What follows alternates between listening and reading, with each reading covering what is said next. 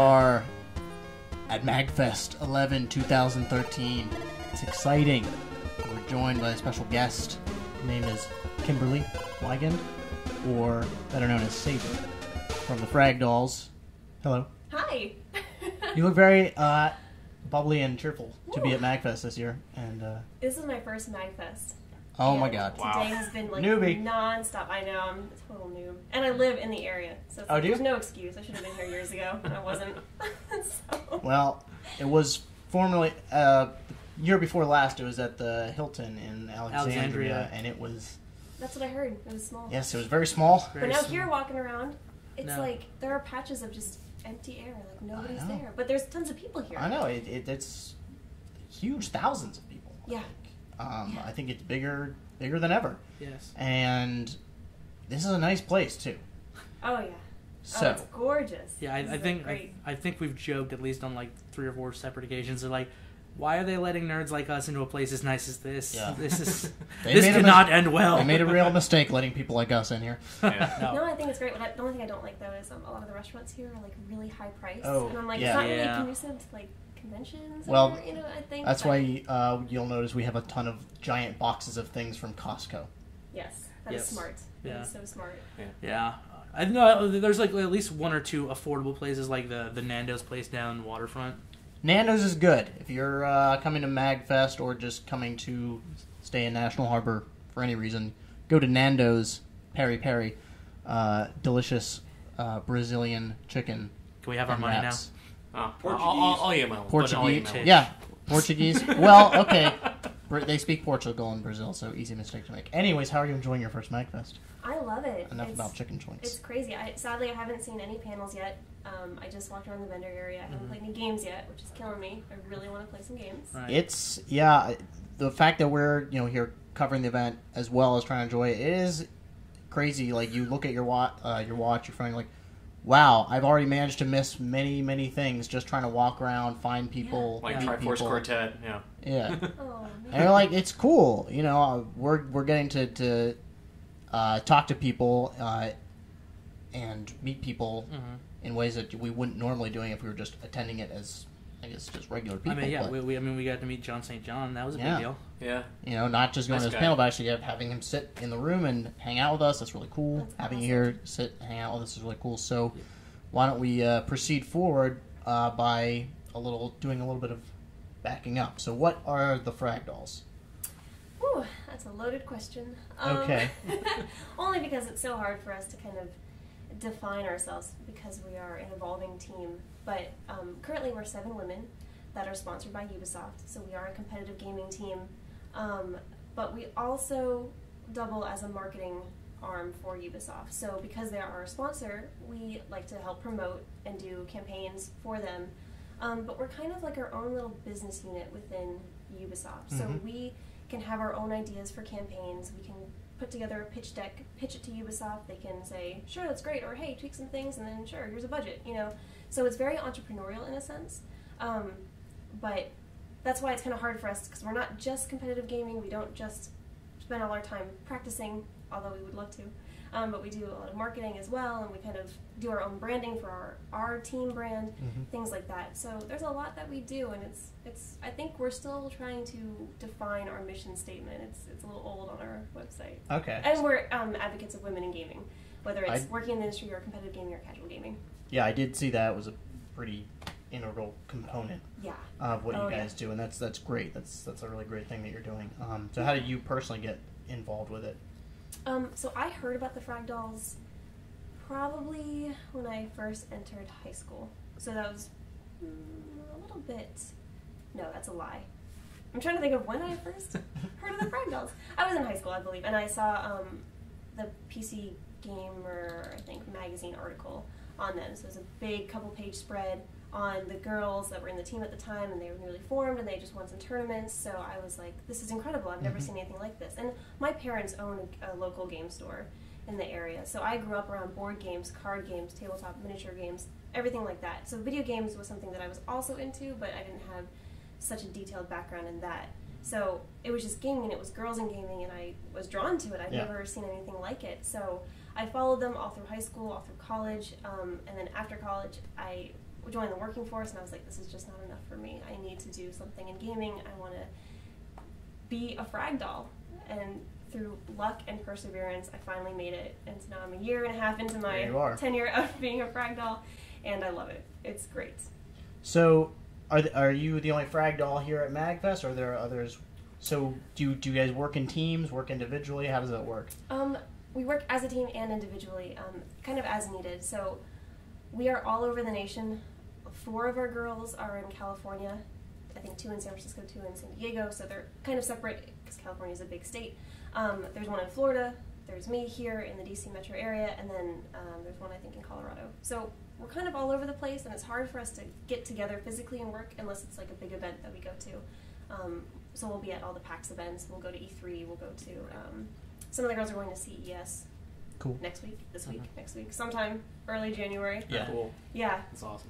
So MAGFest just happened to lug out that you live in the area, so lucky yes. him. Yes, and lucky you for getting to come to MAGFest, right? Yeah, really. Yeah. Last Finally. time, when we met you at the Art of Video Games exhibit, right, which yeah. was awesome, and I saw they are having, or I don't know if we missed it already. They so already going back had. to what we They talked already about had. of missing panels that we want to go to, but they were Yeah. having a Yeah. post-mortem on the Art of Video Games exhibit. Now, was Chris Nelsinos there for this? Well, that's the thing, I didn't get to go to the panel, Oh. and I'm kind of bummed about that I feel like he would have a say in that, right? He was the curator for that. And the bulk of the collection was his. Mhm. Yes. Yeah, Yeah. and I think right now it's like in the Midwest, isn't it? Because it stopped being here in September. I want to Yeah, say. because I actually went to September the... they canceled it out, and then I started moving from city to city. Yeah, it's traveling now. Yeah, Yeah, because I went to the Smithsonian Art Museum, I don't know, 3 or 4 weeks ago, wasn't there. and it wasn't there. Mm. But there's still some pretty cool modern art exhibits. But they replaced it with some experimental film stuff, which is Fun. interesting. Actually, it's funny you mentioned that because I remember because I saw the video that you did for the FragDolls on the exhibit, and I remember one of the things was you were trying to get in on the interactive exhibit for Super Mario Brothers. Like you kept going to it, but Yep. people were at it, and you're like, I really want to play this game, and you kept getting. Because I feel bad because I think in that exact shot when you walk up to it the first time, I think it's either me or Sean. No, I was playing it. You were playing it. It's like we were the ones blocking it off. We were like, That's funny. "Oh, I feel like an ass now." No, it's totally cool. I'm glad I ran into you guys. Yeah. That was really fun. Were you actually able to get to play that game finally, or No. Ah. Really? But that's okay. I mean, we came, I think, kind of later on in the day, and it might have been wrapping up, or maybe it takes a lot out of you to do film work and like interview on camera and be energetic. And I'm naturally an introvert, so it's very hard after Yeah. like 2 hours. I understand. Constant, pep to. Believe me, I can relate to that. So what is... I guess I was going to ask what is your role on the team, but I guess the first question should be, do you guys sort of... Does each of the FragDolls sort of have a different specialty of like what kind of games they play and sort of like what type of events they go to and things like that? Yeah. We actually have split the team up into kind of what I call business units, and then we have leads for all of those business units. So we have like a brand development person that's one of our co-captains, and she is just there to make sure that the long-term strategy for our brand, the team, is executed and all that stuff. So we have that. We have an events management person, so she just handles the booking and traveling and all the events that we go to. We have a social media lead. We have a live stream competitive team lead. And then we have a content management lead, so she helps us put content out there, whether it's written or video or anything like that. And then I'm kind of like the person who will take up things that are like put by the wayside that we didn't have time for.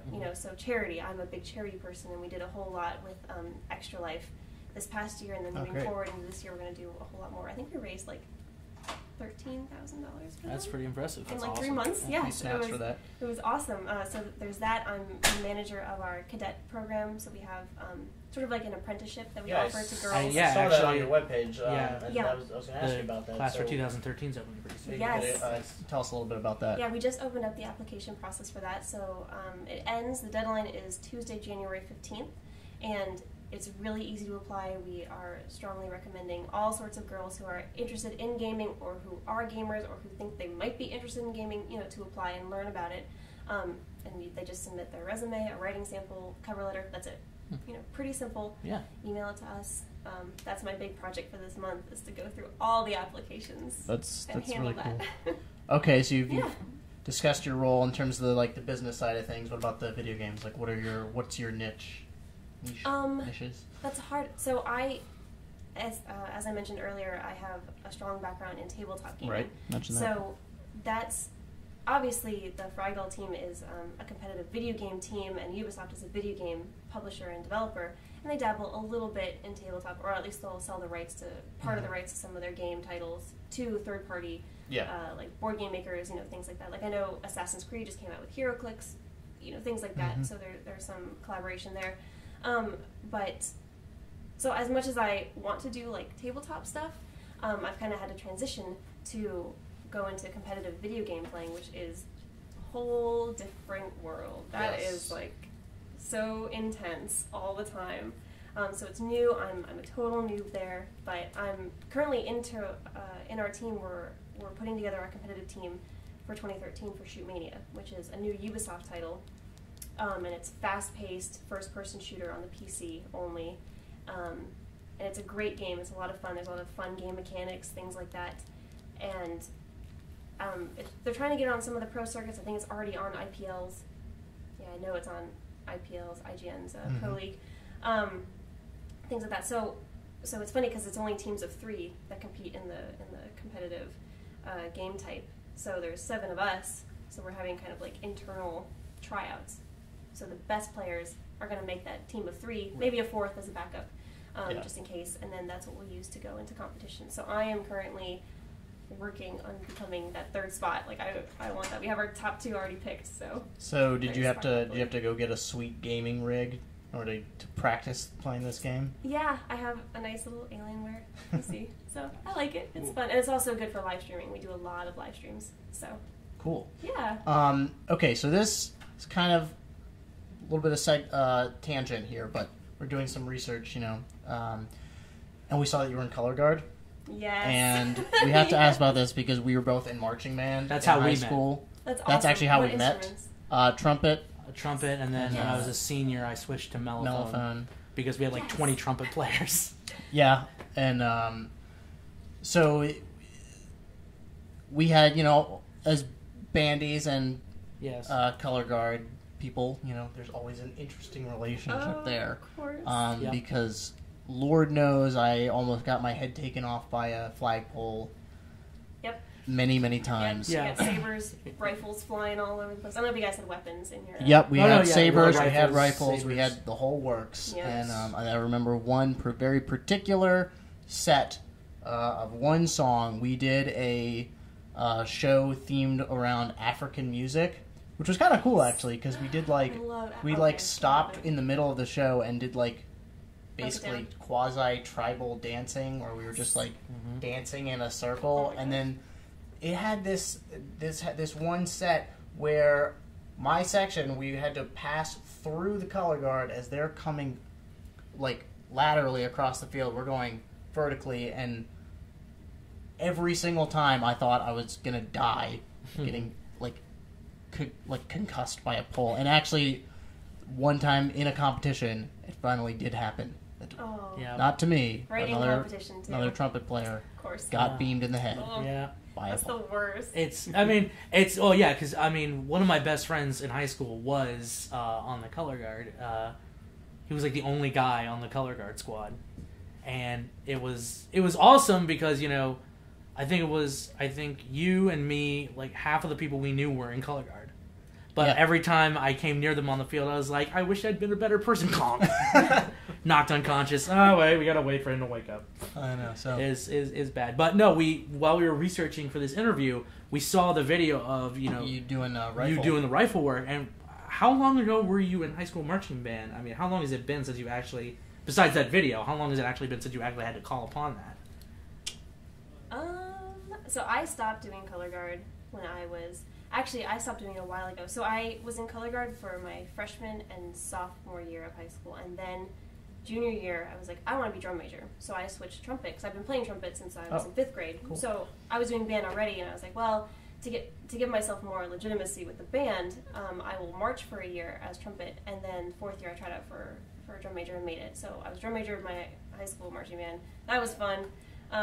So I really stopped doing color guard sophomore year of high school. So it's been like 10 years. Yeah. Okay. Aging myself. I mean, it's probably no, it's cool. It's probably like the few or only interviews where we're going to talk about color guard, but we wanted to bring it up because like we're band geeks, and we thought that was. Do you guys watch DCI? Yeah. Mm-hmm. I actually. It is like a guilty pleasure of mine. Yeah. I love it. I actually tried out for a corps. Me too. Oh my Yeah. God, Which one did you? Rochester Patriots. I did not. I went for the cadets. Oh yeah. No, I was nowhere near good enough to do Division One.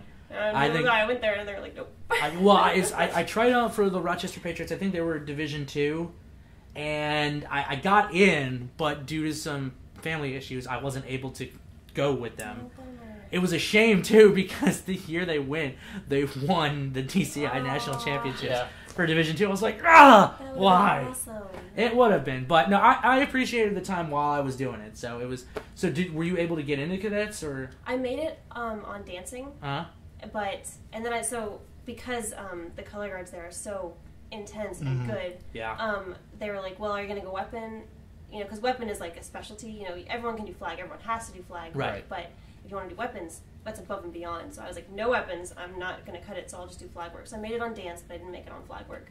So they actually were like, well, okay, train for a couple of months and then come back to us. And school timing stuff got in the way, so I never went back. And I was like, oh, maybe I could have, but.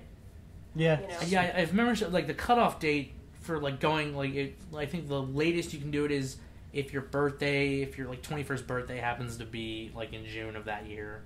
Like you can still do it up to 21. Yeah. And then past that you can't. And then there are adult drum corps, but they're not as prominent as DCI is. No. Yeah. And DCI is just amazing to watch. Yeah. And it just becomes one of those things in your past. You're like, yeah, I could. That's just another road I could have gone down. Yeah. Just another way. So let's go back to video games because that is the road that we are on. And video games are awesome. Yeah. That is why we're here. Yes. Okay.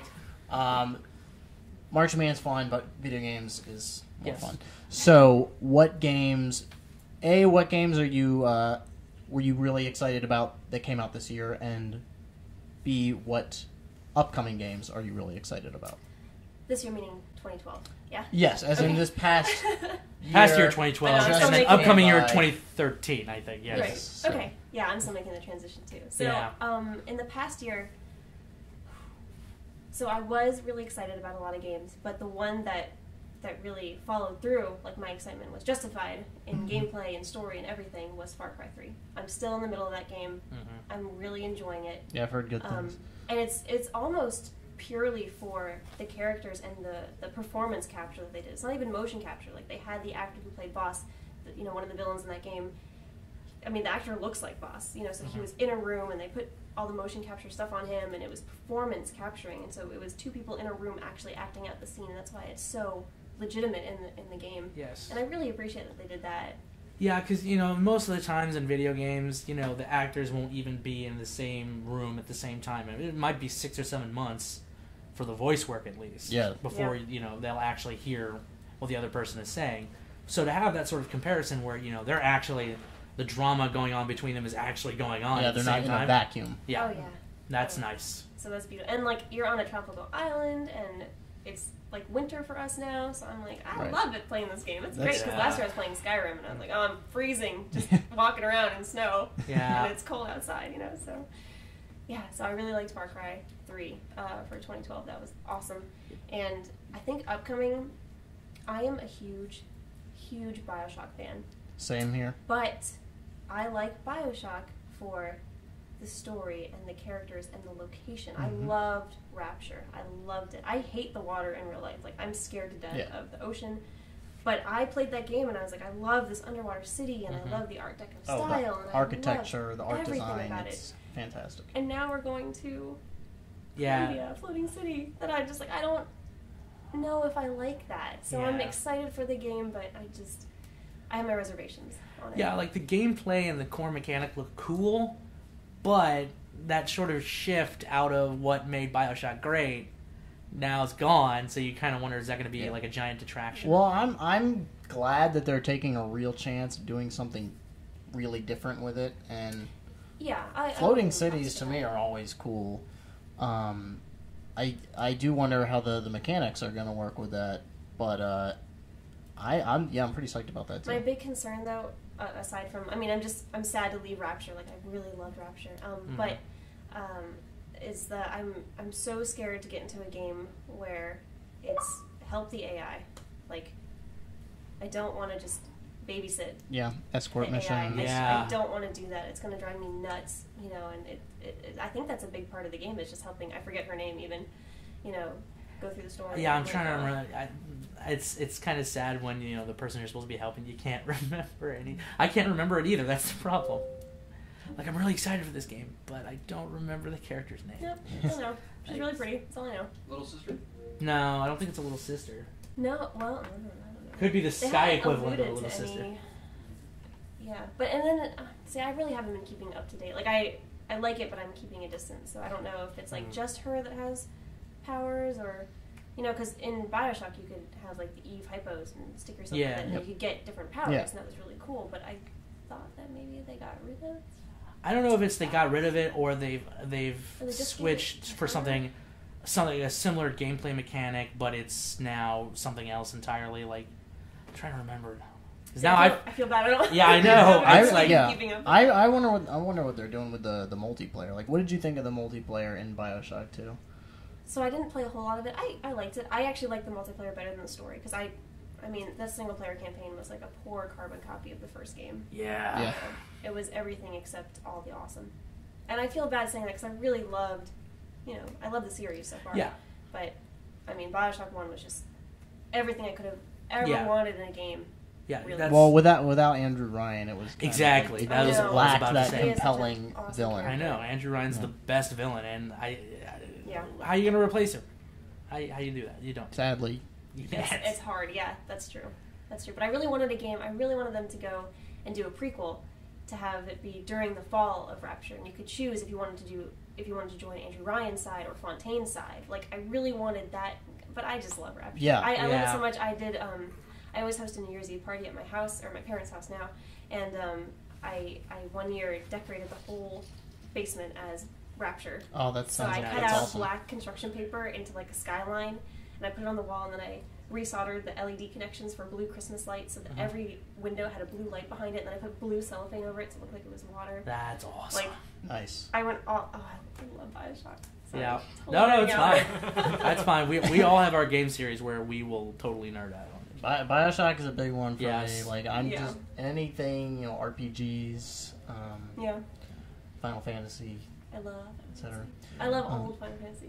Yes. Asterisks. All right. What favorite? All right. What was your favorite old Final Fantasy? I consider it old. It might not be old, really, but 10. I love 10. Nothing wrong with that. I listen, anything out of the decade, I'm actually I'm very happy. It's not my favorite, but I still think it's really good. I think it was.